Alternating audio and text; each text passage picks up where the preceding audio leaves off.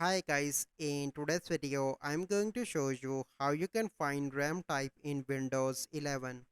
So the first step, you simply need to come onto the home screen and you need to click on Control Shift and Escape, and this window will open, that is Task Manager.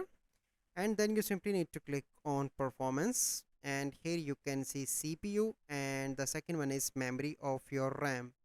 Okay, once you are here you can see that this is showing the speed slot use from factor hardware reserve. Okay, so how I can know that whether my RAM is DDR3, DDR4 or DDR5?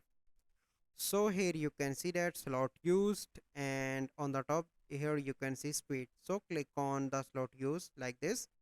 Here you can see that I have 2400 mhz.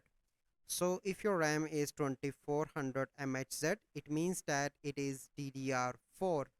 But if it is less than 2400 mhz, like example 2300 or 21 or less than that, it is DDR3.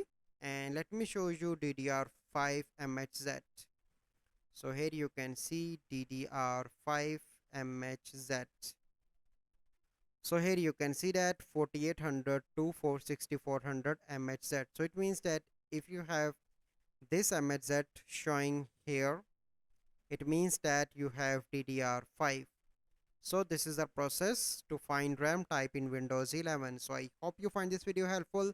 If you find this video helpful, must like this video, subscribe to our YouTube channel for future videos. We'll see you in the next video.